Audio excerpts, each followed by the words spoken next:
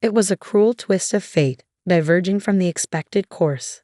The plan was simple: file those divorce papers, vanish into the ether. Yet, everything changed when my father-in-law fell ill. The transformation in my husband was stark. I couldn't fathom what I was hearing when he declared, "Tom and I will split his inheritance.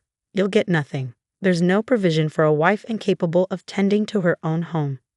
Speechless, I sought solace in the city hall to initiate the divorce proceedings.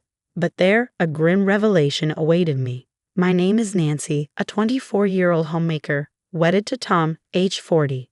Ours was what they call a May-December romance, devoid of the cinematic enchantment, simply a twist of fate.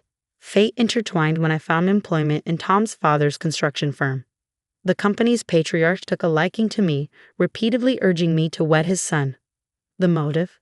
Tom was to inherit the company's reins, but lacked suitable marriage prospects. The patriarch fretted over the company's future, fearing its demise without an heir. Having known my father through professional circles, Tom's father personally sought my hand in marriage. With a lineage steeped in construction, my family's business intertwined with theirs for generations. My father, recalling the aid Tom's father extended in his youth, couldn't dismiss the proposal outright. However, respecting the age gap, my father insisted on a courtship period. He wanted Tom and me to forge a connection before committing to matrimony. Tom, aware of the marriage's significance to his ascension, acceded to my father's terms. Thus, Tom and I embarked on countless dates, dinners, movies, and shopping excursions. Over time, our bond strengthened, convincing us that marriage was the natural next step. We were soon engaged. Yet, just as we embraced our impending union, Tom's father's health deteriorated, relegating him to the confines of the hospital. With Tom occupied by work and my mother unable to drive, the burden of caregiving fell squarely on my shoulders. As his fiancé, I found myself thrust into the role of caregiver for my ailing father-in-law in the hospital. My future mother-in-law wasted no time in reminding me of my impending duties as the family's caretaker, admonishing me for what she deemed subpar housekeeping skills, a glaring shortcoming for someone set to marry into the family. "Nancy, hurry. The morning visiting hours are ending. Take him," she barked, her tongue dripping with expectation. Despite feeling more like a servant than a prospective daughter-in-law, I obliged, plastering on a strained smile as I muttered assurances and rushed to start the car. Days blurred into one another as I tended to my father-in-law's needs. Then, one day, my mother-in-law proposed that I move in, citing the convenience it would afford in caring for him. Though it seemed premature, the thought of shuttling back and forth between my parents' home and the hospital weighed heavily on me. Reluctantly, I agreed, rationalizing that I would likely be moving in soon anyway. I had assumed our wedding would wait until my father-in-law's health improved, so why not formalize our union while I settled in? There were no whispers of Tom having past relationships, but living under the same roof with him revealed stark truths. At 40, he lacked any prior romantic entanglements, a fact that quickly became evident as his stinginess and obsession with finances surfaced. Tom meticulously tracked our expenses, scrutinizing every penny spent on dates, meals, and even gas. Meanwhile, my mother-in-law's penchant for belittling me, her sharp sarcasm ever present, made the home environment oppressive. Yet, Tom's generosity knew no bounds when it came to his mother, turning a blind eye to her extravagant spending on travel and luxury items. I couldn't help but wonder if Tom's unwavering devotion to his mother bordered on obsession, a realization that left me questioning the haste with which I'd agreed to marry into this complicated dynamic. I reasoned that moving in before tying the knot would allow me to better understand their quirks and household dynamics. Yet, contemplating my father's unconditional love for me alongside my father-in-law's situation left me at a loss for words. That particular day, I prepared to take my ailing father-in-law to the hospital, his condition worsening since the previous day. Amidst my preparations, my mother-in-law's treatment of me as a mere housekeeper grated on my nerves. "Nancy, have you made breakfast yet? The way you cleaned yesterday was unacceptable. Can you hurry up and just do it?" she demanded, her eyes glued to the television while Tom sat idly beside her. "I'm sorry, I don't have time. I have to take your husband to the hospital," I replied, attempting to maintain composure despite my rising frustration. "Well then, shouldn't you have gotten up earlier? I have to go out as well. Make us breakfast before you leave," she retorted. oblivious to the strain her words placed on me. I couldn't help but wonder why they couldn't handle some tasks themselves, their indifference toward their own husband and father baffling me. "Father-in-law, please wait a moment. I'll be finished in a minute," I murmured, rushing to prepare breakfast and serve it to Tom and my mother-in-law. Only after attending to their needs did I turn my attention to my father-in-law, helping him to his feet. "I'm sorry for making you work so much. I have to apologize to your father too," he said, moments before collapsing. "Are you okay?" I asked, fear gripping my heart as I rushed to his side, the weight of responsibility heavy on my shoulders.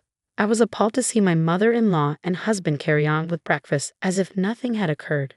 My mind went blank, overwhelmed by the situation, until the wailing sirens of the ambulance snapped me back to reality. As the ambulance arrived a few minutes later, my husband hurriedly declared, "Sorry, Nancy, I have to leave. You handle the rest. I've got work to attend to, so please lock up." With that, they departed, leaving me alone with my stricken father-in-law. Upon our arrival at the hospital, he had regained consciousness and was promptly admitted. By the time the hospital procedures and explanations from the doctors concluded, darkness had descended outside. "I want to leave you something, Nancy, as a token of my apology for subjecting you to my ungrateful son and wife," my father-in-law murmured weakly as we sat together on his hospital bed. "I've been too preoccupied with work to truly understand what's been happening at home," he confessed, expressing regret for pushing me to marry Tom. Before long, Tom and my mother-in-law entered the room, their concern palpable as they inquired about my father-in-law's condition. Viewing them as family, I reassured them, "He'll be fine. He just needs some rest, and he'll be out of the hospital soon." I recounted the doctor's prognosis to them, though it seemed that Tom's disapproval and my mother-in-law's disappointment were palpable, even if only in my perception. Days later, as I prepared to visit my father-in-law, both Tom and my mother-in-law handed me a document with green ruled lines, a divorce decree. "It's what you've been wanting all along, isn't it? To marry someone so much older than you. But your plan didn't work out," Tom sneered, revealing that he had overheard the conversation at the hospital. "My father intended to leave you a portion of his inheritance, but we won't give you a cent. Just go file for divorce and be done with it." He spat venomously, his words laced with profanity. I was dumbfounded. His sudden outburst caught me off guard. "What?" I stammered, struggling to comprehend the betrayal unfolding before me. Unfazed by my disbelief, Tom persisted, "Just go to the government office. We'll divide my father's inheritance equally. There's no one else to share it with, and there's certainly no money for a wife who can't even manage her own household." The words I heard were appalling. Despite my father-in-law's imminent discharge from a hospital, their conversation hinted at an expectation of his demise, sending shivers down my spine. "How can you be so heartless? He's your family. He'll recover when he comes home," I protested, trying to dispel the ominous aura. And their insinuation that I coveted their inheritance stung deeply. "Don't mock me with such accusations. Inheritance is the last thing on my mind," I retorted, seething with indignation. This marriage was never my desire to begin with. With determination, I rushed to the municipal office after completing the divorce papers. I needed to sever ties with these people, to extricate them from my life at once. But upon submission, the receptionist's perplexed expression hinted at an unexpected snag. My name didn't match their records. Confusion mounted until I provided my maiden name, which aligned perfectly. The realization hit me like a ton of bricks. We had never been legally married. As I saw answers from my mother-in-law, her nonchalant response was infuriating. "Oh, I completely forgot. I've had it all this time," she casually admitted, her lack of accountability infuriating. I couldn't hold back. "You deliberately withheld it, treating me like a servant. But now you jest as if it's a trivial matter." I lashed out, the frustration boiling over. Her laughter on the other end of the line only fueled my ire. It was clear she harbored no remorse. She needn't fret about her share of the inheritance, she chuckled, her words dripping with disdain. The sound of Tom's boisterous laughter grated on my nerves, fueling a simmering rage within me. I refused to let them get away with their deception. Calling my father, I implored him to accompany me to the government office. With a quick explanation, I hung up and watched as my father rushed in, his surprise evident. In front of my father, I demanded an explanation from the person who had assisted me moments ago. Armed with a certificate of residence, I uncovered the truth. Not only had my name been omitted, but my address remained unchanged. I had been deceived into believing that because I had registered my marriage, my address had not altered during my time in that house. Yet, I was burdened with the label of Tom's wife and forced to endure relentless toil. Faced with the inheritance issue, I was abruptly told to leave. The injustice of it all left me reeling, and even my typically mild-mannered father was incensed. Together, we hurried to the hospital where my father-in-law lay. Upon our arrival, my father-in-law, noticing my father's presence, offered polite words, unaware of the storm brewing within us. As my father explained the situation, my father-in-law's expression shifted from calm to agitation. We convened in his hospital room, deliberating on the repercussions for Tom and my mother-in-law, who hadn't visited him since his hospitalization. In a surprising turn, Tom's father proposed a solution to my father, recognizing that Tom was unfit to assume the mantle of family heir. He sought to entrust my father with the responsibility of safeguarding his business. Thankfully, the profitability of Tom's father's enterprise meant that a merger with my father's business would entail no loss. As long as the company endured in some form, Tom's father deemed it an acceptable outcome. Given Tom's character, customers and employees would likely depart if he assumed control, spelling doom for the company. In light of this, the choice was clear. Tom was not fit to lead. I made a decision, one that I believed was essential for our family's future. It was the most effective means to safeguard the company from falling into the hands of our less scrupulous relatives. Tom's father erupted into laughter, announcing his intention to divorce. She's so fixated on money that she spends her days indulging in luxury, neglecting her husband. She's getting what she deserves, he declared, seeking validation from my father and me. We exchanged knowing glances, silently acknowledging that this was a fitting retribution. The legal team and accountants my father had enlisted sprang into action the following day. After careful deliberation, it was decided to merge Tom's father's company with ours, retaining our family name. Tom, stripped of his vice presidency, was promptly dismissed, while a promising executive from our ranks assumed his position.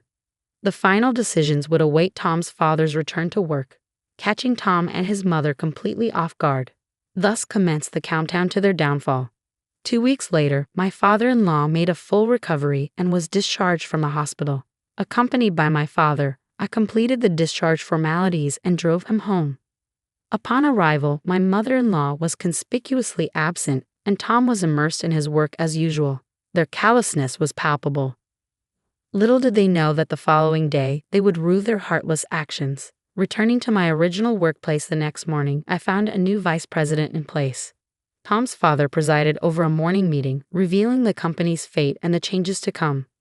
Tom, clutching a termination letter, and my mother-in-law, holding a divorce decree, were left dumbfounded. "Dad, what's going on? What were you thinking?" Tom exclaimed, bewildered by the sudden turn of events. I was caught off guard by the sudden outburst. "I didn't hear about this. How could this be happening so suddenly? What were you thinking?" I exclaimed, bewildered by the turn of events. The entire conference room fell silent, shocked to see Tom and his mother-in-law ranting in front of everyone. But amidst the chaos, Tom's father remained composed. "That's exactly the kind of lunacy I was hoping for," he remarked with a smirk, eyes glinting with satisfaction. As soon as they caught sight of me, accusations flew. "It's you. You did something, didn't you? Just because you wouldn't get your inheritance," they accused, pointing fingers.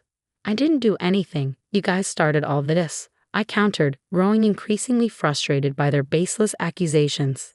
Sensing the tension, Tom's father intervened, his tone firm. "That's enough. You're disturbing the morning meeting. Both of you outside," he ordered, his gaze icy. Reluctantly, Tom and his mother-in-law were escorted out by nearby employees. Once they regained their composure, they sought forgiveness from both me and Tom's father. But I had no intention of accepting their hollow apologies, choosing instead to ignore them. Despite their persistence, they gradually stopped showing up at the company. Security measures were tightened, barring their entry, and they were asked to vacate their home by Tom's father. They now reside in a humble apartment near their former residence. Meanwhile, I've resumed a peaceful life as an office worker, while my father, still seething with anger, is preparing to file a compensation claim against Tom and his mother-in-law for their actions.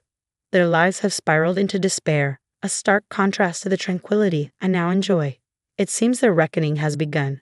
And while I harbor no ill will, I won't extend a helping hand either. Perhaps they've learned the hard way that the way one treats others inevitably returns to haunt them.